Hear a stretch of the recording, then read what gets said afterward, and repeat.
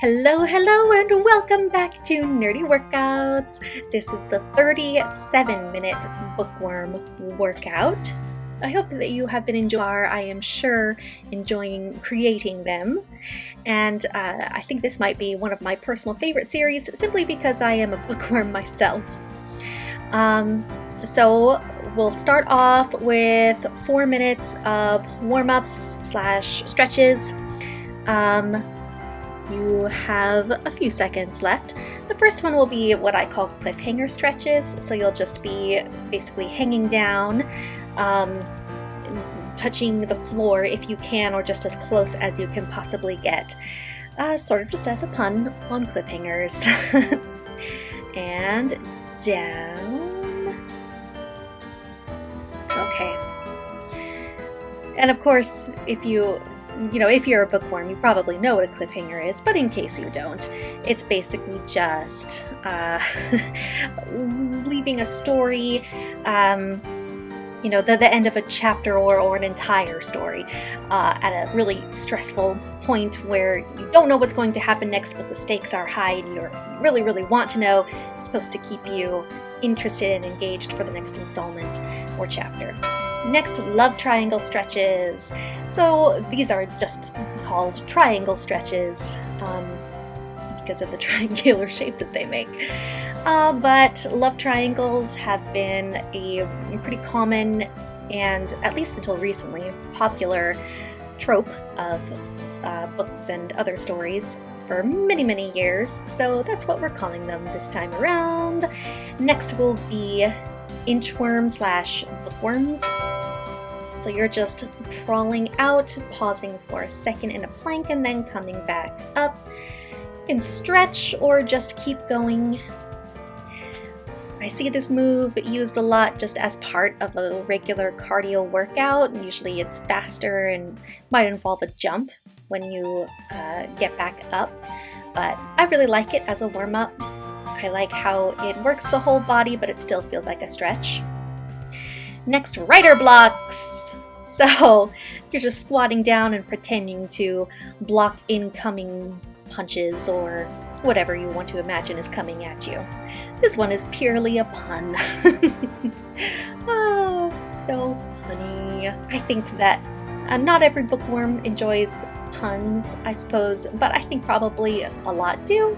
Because, it's a play on words, and words are fun, and that's why we love them. Well, that's one reason why. Back to the cliffhanger stretches. So again, if you can't get all the way down to the floor, that's okay, just do your best. Stretching and flexibility, those are things that you can work on with lots of practice.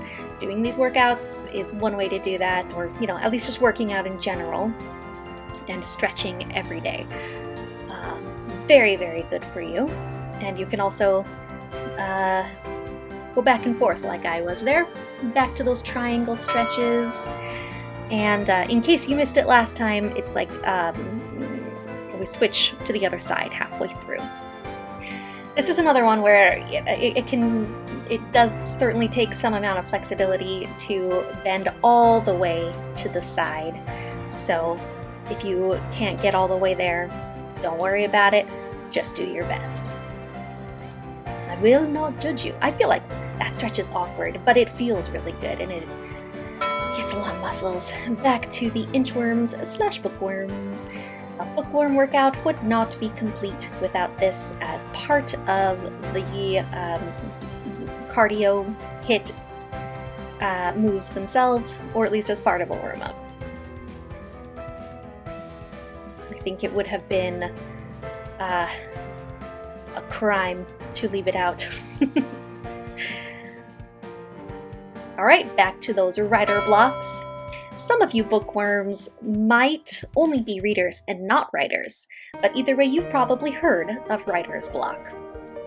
What's fun about this is that, writer's block is all about feeling like the ideas that you need aren't coming to you. You're not inspired or something like that. So even though it's supposed to be like an obstacle, when you're doing it as a warm-up here, it almost feels like you're actually combating something that might be giving you writer's block. Could be. It could have a double meaning. I don't know. getting unexpectedly metaphorical and philosophical here in this workout. Okay, 3, 2, 1. You jog lightly for about 4 seconds, and then you'll sprint just like that. I call these pacing runs because it's kind of representative of one of the trickiest but most important parts of writing a story. Pacing. You want some of it to be fast and to keep somebody's attention, keep them turning the pages, or watching if it's a visual media. But then you also need slower pacing every once in a while to let people get to know the characters and care about them, and also to let them absorb what's happening, and to set things up for the faster pace.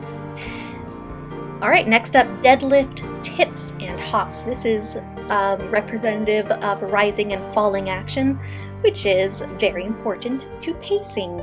So lift up one leg while tipping forward. There's your deadlift. If you have any trouble with the balance, that's okay. You can, if you want to keep both feet on the ground, that's perfectly fine. The point is just to come up quickly and hop if you can, or at least rise up on your toes, or just something to make it a little bit tougher for you. You challenge yourself. Rising and falling action. That this is very much how it works. It can definitely be a balancing act. You have to know when to raise it and when to bring it back down. And in that way, good stories are very literally emotional roller coasters. Next up, plot and pincher point plyos. So these are basically kind of like scissor lunges, except that you're not actually lunging. It's more like scissor jumps, and you're going back and forth just like that. So if you don't know, plot points are events or parts of a story that drive the plot forward, or need to drive the story forward, and establishes the stakes, or basically just makes the story what it is. I feel like I've explained this better in the other workouts. I'm blanking at the moment. And pinch points are major events that raise the stakes or make the stakes clearer, or show you how dangerous the antagonist is, things like that. And you'll usually see them graphed in sort of a wavy line, so that's what you were doing with your feet. You were making pinch and plot points on the floor, on a wave on the floor, using your imagination. Okay, speaker tag shuffle jumps. So you're gonna shuffle to the side and then jump twice with your arms up. Or if you really don't want to have your arms up, I won't make you. Not like I can see you anyway, but you can also shuffle more than just a couple times if you want to. I'm limited to the scope of my camera on my phone. But this is just a fun little way to represent speaker tags, or the quotation marks that go around character dialogue or names of things or quotes and such. Very, very important in a story to use speaker tags correctly, so that's why they've got to be in this workout. Okay, pantser squats. If you're a reader but not a writer, you might not have heard of a pantser. A pantser is a writer who quite literally makes up the story as they go along. You're going to squat deeply and then come up quickly with a little hop, or you can leave out the hop if you want to. Just keep your feet flat or rise up on your toes. But basically, you're looking like you are pulling up some very big pants. So, yes, pantsers make up a story as they go along. And yes, to some degree, every writer is doing that, but a lot of writers, such as myself, will actually start out with an outline, and they might adjust it as they go along. In fact, I don't think I've ever known a writer that ended up writing a story perfectly according to the outline. But a pantser doesn't. They don't even have that, or they have very, very little. that's what that is. Flash forward jumps and flashback shuffles should be fairly self-explanatory. Just jump forward, land softly on your feet, and then shuffle back. If you can, get lower than me. Just to work your legs a little bit more. But of course, if you need to be mostly straight, standing mostly straight, that's fine too. You're still moving. Flashbacks and flash forwards, pretty popular literary devices that are used to give context to the present storyline. All right, next up will be turning point lunges. Turning points are also very significant in stories. They are similar to plot points and pinch points in that they raise the stakes or clarify the stakes, and they push the story forward. But so what you'll be doing is you'll lunge from side to side, just like that, and basically turning on your heels or your toes, just like that. And you just keep going. If you want to make it a little tougher on yourself, you can hop between these lunges, or hop from one side to the other as before going into the next lunge. But what makes a turning point different from a plot or a pinch point, I think, in my opinion, is just that it usually marks it's kind of a point of no return for the characters. It just drastically changes everything, and the story can't be exactly what it was before. All right, next up is the flopping red herring. You probably won't need a mat for this, but if you feel more comfortable with one, by all means get one. But basically, you will be on your tummy, and it's basically like Superman's. You are lifting up your arms, your shoulders, and your legs as much as you can. You will really feel this in your back and your shoulders, and maybe a bit of your legs. But you're moving, like kind of bending your body from your upper body from side to side as you do this, and your lower body as well if you can, so that you'll also kind of feel it in your obliques. So it's like a flopping fish, or in this case specifically a red herring. Now we are back to the top of that circuit, starting out with pacing runs. You may remember, so you do a light jog for about 4 seconds, and then sprint for 4 seconds. Reminiscent of the pacing that every writer must master to create good stories. I think that this is one of the trickiest parts of writing, and I feel like every author probably has a different idea of what exactly the right pacing is. There might be some general consensus, but some wiggle room even within that consensus. It can depend on a lot of things. Some, because audiences themselves can.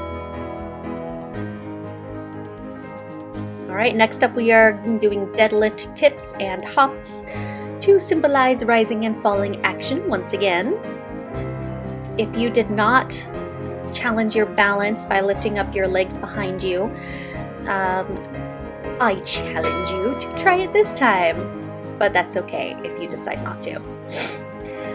Maybe you can lift your leg up behind you, but you do need to tap before you do a hop at the top. That's perfectly fine. Even though I don't have the greatest balance, I enjoy challenging myself. That's a nice big hop there.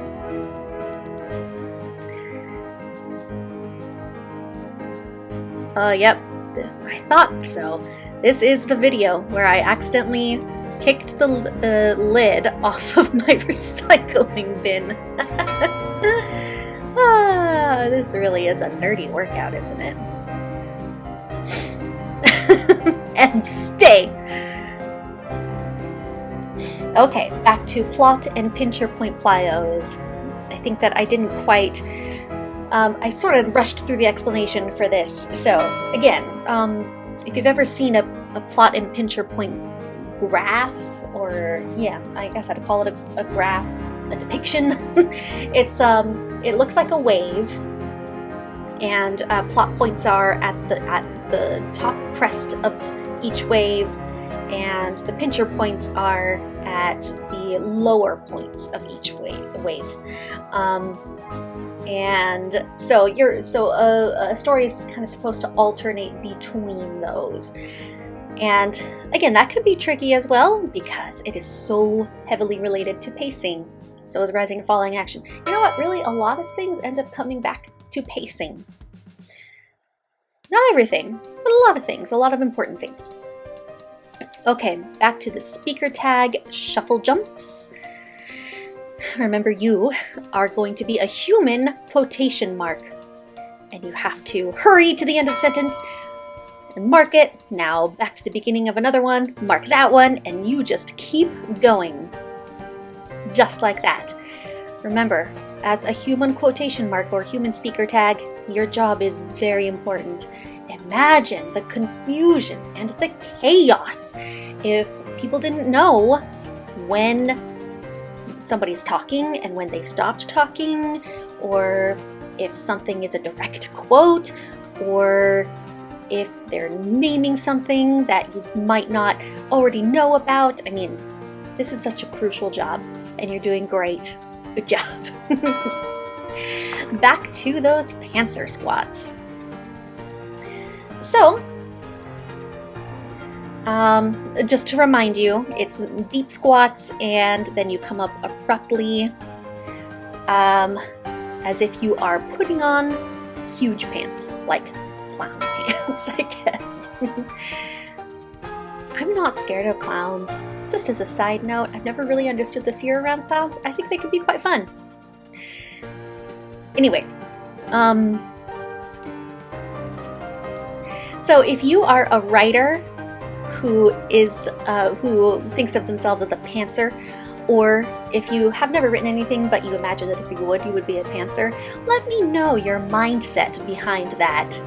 Because as somebody who tries very hard to meticulously plan everything as much as I can, it's crazy to me to start things without knowing what's going to happen and how it's going to be finished. Ooh, a little dance. I like dancing between moves. Don't know about you. All right, flash forward jumps and flashback shuffles once again. All right, and jump, just like that. So, I think that there's a good reason why flash forwards and flashbacks are so commonly used in literature and all kinds of stories and all kinds of media. They can be very useful and compelling. But unless it's specifically designed to be part of the narrative, I do think that sometimes some writers rely on them just a bit too heavily. And that it's best to stay focused in the present aspect, the present part of the storyline as much as possible. And unfortunately, you're going to see a bit of an abrupt break here, because it wasn't until I was doing the voiceover for this video that I realized I only did the turning point lunges once. So, start that. Fortunately, unlike literary turning points, I can go back in a video and edit something, at least, you know, within reason. Anyway, I apologize for that. Keep going. Just because I make mistakes does not mean that you have to.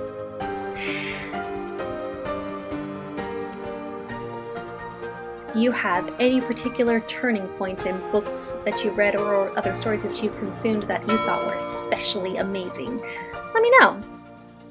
Okay, and now we are back down to the floor for flopping red herrings. You can go out with an inchworm. Okay, and flop! Flop, my fishies! Flop! So good for the back. But also so challenging. But also, also times two, a great pun, in my opinion.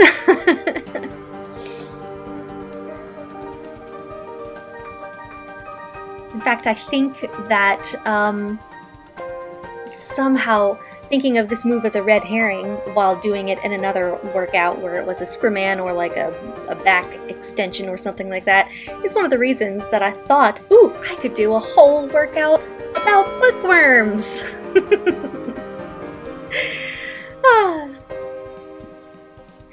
And now it is time for you to enjoy your amazing, wonderful, fantastic water break whilst I give you a little bit of history on the red herring. Did you know that it was originally used in a political context? There was a writer who criticized newspapers at the beginning of the 18th century for saying that Napoleon had lost the war when he really hadn't yet, and it was a distraction from other important political events that were happening.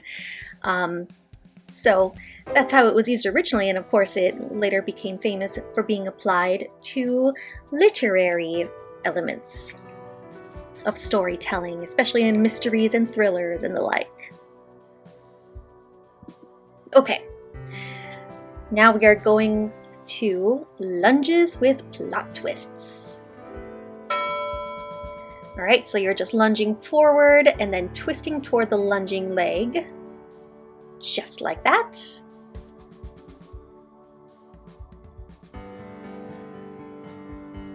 Perfect. So this whole circuit is known as the plot twist circuit, and the focus will be on moves that involve to work your obliques in addition to other parts of your body. Be gentle on yourself if you have any back problems, or do these moves without twisting. Okay, now for the same thing, but on the other side. The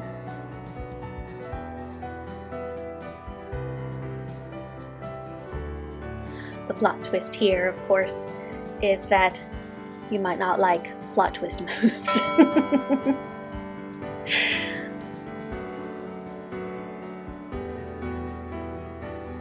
So, of course, a plot twist is, I saw this visual representation of a plot twist that I thought was really quite brilliant. It was some sort of carton of some sort of, I don't know, juice or milk or something. And instead of opening it from the lid, like a normal person would, somebody had opened it from the top. So you could still, it still functioned, just not as intended, or in whatever way might make the most sense, or whatever way might be most direct. I think plot twists are very often like that, just like life. Okay, and I'm sorry for the abrupt change there.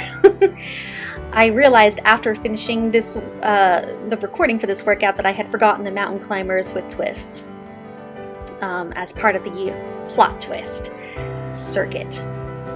How did I forget about it when my cheat sheet was right there off screen? I don't know. Maybe I blocked them out because I actually hate mountain climbers. But this is such an effective move. I mean, mountain climbers in general, they work everything. You have to support yourself with your arms, so you feel it in. You feel the tension in your arms. It's cardio because you're kind of like running. And then, when you add that twister, also working your obliques, you have to hold yourself up with your core, so you're feeling it there. Such a great move. I hate it. Okay. And now you will get up for hop plot twists. All right. So basically, you'll just be hopping while twisting your body as much as you can from side to side. Excellent. You don't have to have your arms up like that. That's where I naturally end up putting them. And if you have any trouble with the hopping, you can just step or twist your body, your upper body from side to side without moving your head. Okay. Yeah, and try to squat as you're doing that, just to get a little more tension in your legs, because if you were hopping you would be feeling it there for sure as well. Okay, next up, plot twist knee ups and kicks. All right, so you're just going to bring up a knee and twist your opposite elbow toward it, and then you're going to kick with that same leg and take your outstretched arm to that. Just like that. I'm taking this at a nice and easy pace. If you want to go faster, feel free. If you want to hop while you're doing it, feel free. I normally like hopping, but I didn't do it this time.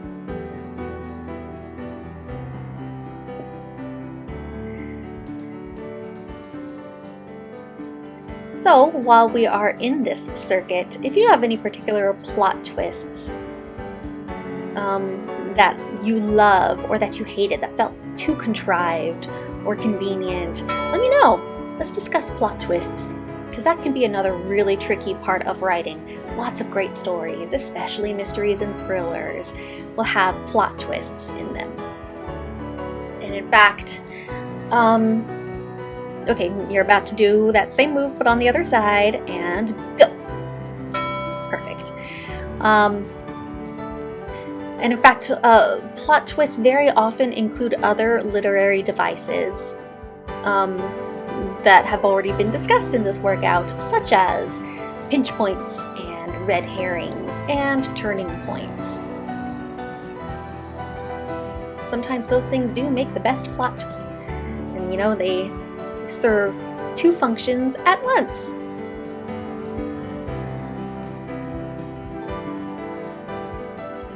Sometimes the plot twist is like, I'm thinking of the Dr. Horrible sing-along musical, if you've seen that. Oh, back to the top of that circuit.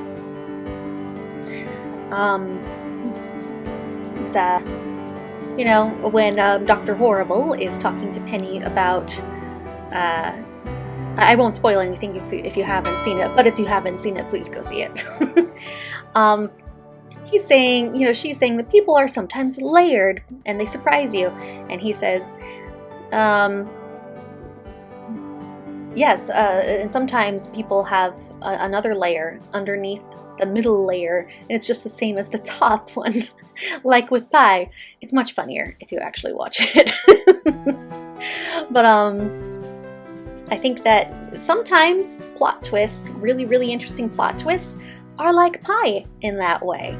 You know, the first twist comes with finding out that there's another layer, and then the third twist is that the bottom layer is the same as the top, and it's all related together in one delicious slice of story. Alright, on to the next one. You know, I didn't actually think about that until just now, about how some plot twists are like pie. Yeah, I think it's true.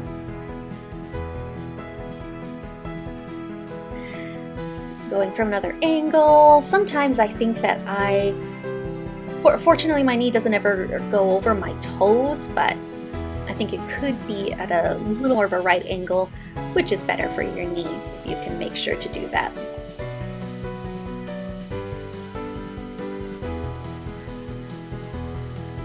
And you are almost there, and done! Woohoo! Alright, back to those mountain climbers with twists. And this is another one, if you also hate mountain climbers, or if you need it to be lower impact for whatever reason, then don't run while in this position. Just step and twist, step and twist. You can take it at whatever pace is comfortable for you, and Or if you can't be on your wrists or your arms for whatever reason, you know, which I've had to deal with before, then just do this move standing up. Just do high knee runs and twist as much as you can with each run. Maybe I should have just done that in the first place because that's more fun to me than mountain climbers. But like I said, this is such a good move. All right. Hop flat twists. And like hop flat twists, sometimes there are just multiple twists that all that just come at you one after another. There's no stopping. They're fast-paced, and each one is fairly high impact, and once again, I am waxing metaphorical in my workout video. I can't help it. I am a bookworm and a writer. And I mean, it's part of what attracted me to, you know, helped get me into exercise and made me want to do nerdy workouts, because I make these connections in my brain and it makes working out more fun. It makes me smile more when I'm doing it. And done. Plot twist, knee ups and kicks once again.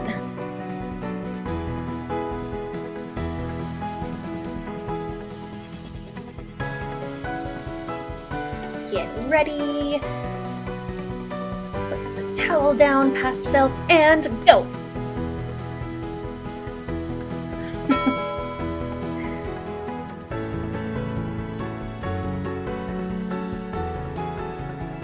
So in this one too, if you have any trouble kicking your leg up, you can just keep it as a knee up and just keep twisting toward that.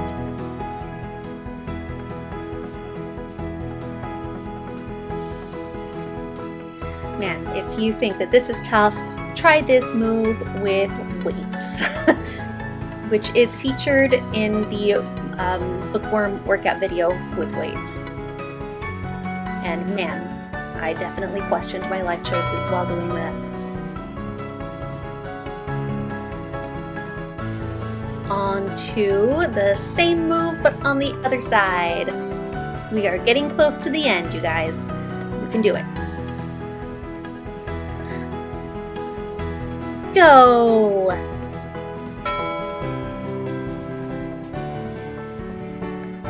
If you feel like you need some extra motivation to really dig up the energy that you need to swing your knee and your leg and your arm, just think about the plot twists that you couldn't stand, that you thought were ill-conceived or poorly executed or just felt cheap.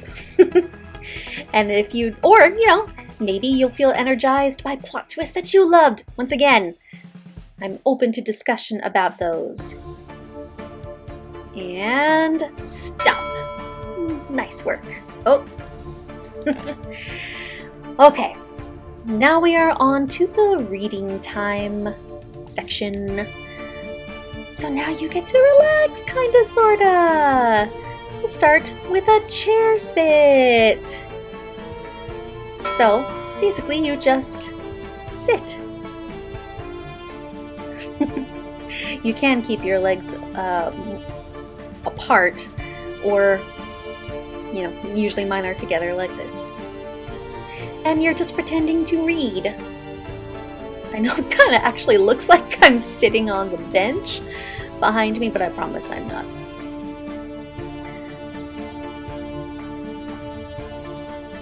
I bet this is really relaxing for you, isn't it? You've gotten to the point of the workout where you can just rest your weary butt and read. Okay.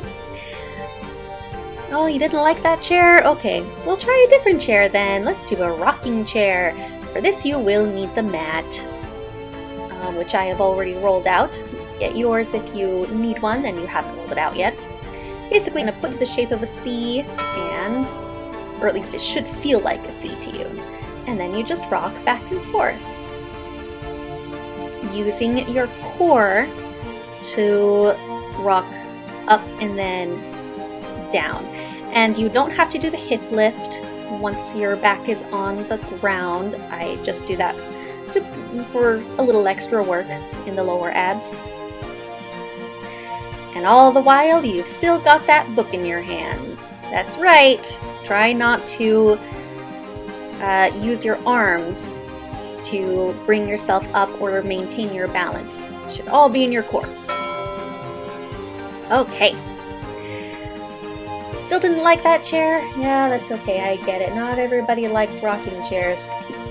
So let's try the sitting V-hold. You will bring up your knees in a V shape and bring that book up. Maybe you twist around a little bit to get extra comfy in your nice big floofy chair.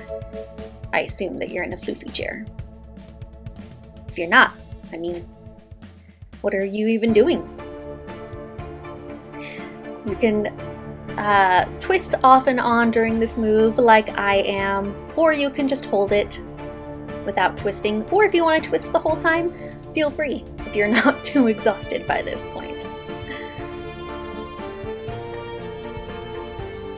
But you are so close to being done, and then you can turn this off and go read for real. Okay, now for book throws / butterfly crunches. So you're gonna have your knees out. You should feel that stretch in your hips and start with your back on the floor actually, and come up with your core. Minimize the use of your hips in bringing yourself up, which is partially why it's on the, your legs are in the butterfly position to encourage your body to use your core to get up. And you're just pretending to throw a book as you get up. You know, we've all had those books that we wanted to throw or actually did throw because maybe the author killed off a character that you loved, or somebody said something that really ticks you off, or you encountered a plot twist that you hated. Back to the plot twists. Whatever gets you up, imagine it. Okay, in any case, you are now done. Congratulations, you are now a super cool and strong bookworm. Well, you always were. You're just even cooler and stronger now. Oh, but Ari, this is called nerdy workouts. We're nerdier, not cooler. You can be both. ¿Por qué no los dos? As you can see, I am now stretching. This I think of as a plot twist stretch. I love it. You should feel that pretty much everywhere. And now switching sides. If you would rather do your own kinds of stretches, feel free. I just like to do some stretches at the end that are still in keeping with the theme.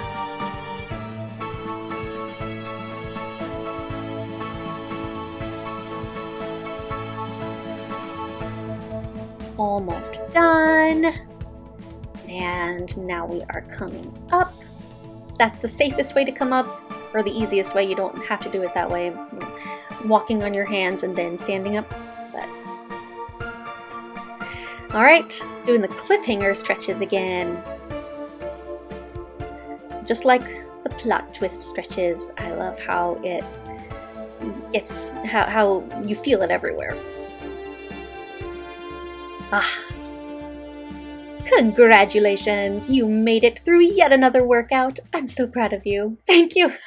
I'll be here all week, or for years. Hopefully. Please like and subscribe, and I'll see you next time. Thanks.